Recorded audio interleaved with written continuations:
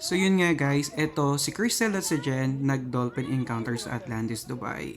So nakikita nyo naman, nakapang ano sila, nakapang swimwear. Okay, ayan. So papunta na sa tubig. Actually, nasa tubig na sila.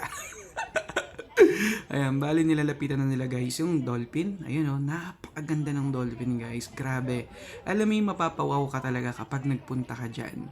Ayan, yung alam mo yung experience na mahawakan mo yung mga dolphin. Tinan mo na shock si Crystal at hindi na siya gumagalaw dahil wow siya. Ayan, so bali tinitrain ni ate girl yung ano, yung dolphin. Ayan na sila, ayan oh. Ayan oh, ayan.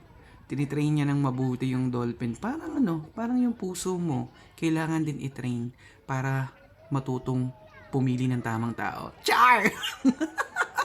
So bali yan, tinitrain pa lang nila and then nakikinig sila, no, sila Jen tsaka si Crystal.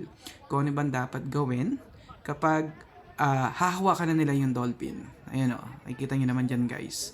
Ayan o, diba? Sobrang nag-i-enjoy si Crystal at si Jen dahil sila ang bida sa for today's video.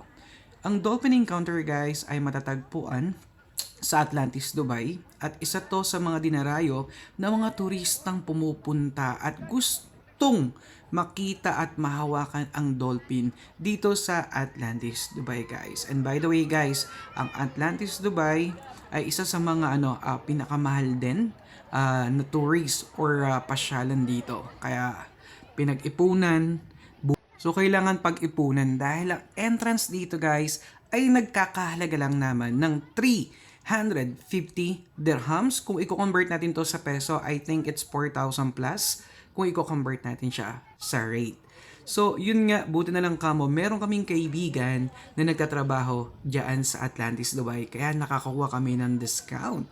Ayan, mega loud shoutout naman sa aking friend, sa aming friend. Hindi ko nasasabihin ang kanyang pangalan dahil hindi pwede. Baka di na kami makaulit. Ayun na, bali si Crystal si Jen. Ayan o, ang grabe yung tinan yung dolphin guys. Oo, parang bet na bet sila. Naku ha, mag-ingat kayo sa mga dolphin. Mamaya sisirin yung mga kabibi nyo eh. Tigla kayo na Juntis. Char! So, yun na nga guys. So, bali meron silang mga kasama dito. Ayan, may mga bata. Ayan, tapos meron din dito yung ano. Ayan. So, bali ngayon, i-experience nila na mahawakan at ayan, so hahawakan nila yung dolphin guys. Bali, tinitrain lang sila ni ate girl para makita nila kung anong dapat nilang gawin. Alay mo, yung dolphin pala yung para sa'yo o yung forever mo. Char! Ayan, so sobrang nag-i-enjoy si Jen at si Crystal. Ayan, pinapaatras sa sila. Kasi, ayan. Nakikita nyo naman guys, so pinaatras yung dalawa. Ayan. So, bali, ilan sila lahat dyan. Ang dami nila guys, kasama pa yung mga chikiting. And, wow. It's really, talagang mapapa-amaze ka guys. Kasi nga, pag ikaw yung tipong tao talaga ng first time mo nakikita, diba? Nakikita lang natin yan sa TV. Pero dito, talagang may experience si Jen at ni Crystal. Harap-harapan at malapitan ang dolphin guys. And, dolphin encounter is one of the good experience na mararanasan mo sa buong buhay mo. Because hindi naman sa lahat ng pagkakataon makakapunta tayo dito sa sa Atlantis, Dubai. Tulad nga ng sabi ko, hindi lahat ng tao afford pumunta sa Atlantis, Dubai. Katulad namin, hindi namin afford kasi hindi naman kami mga pangkaraniwan lang naman ang mga trabaho namin, guys. At hindi namin yan afford pumunta diyan every week. Kasi nga guys, ang mahal dito sa Atlantis, Dubai at nagpapasalamat lang talaga kami.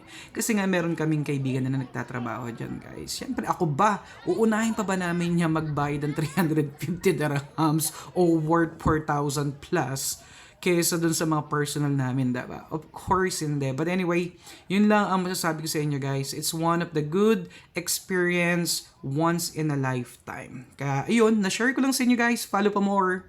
Gcash ako.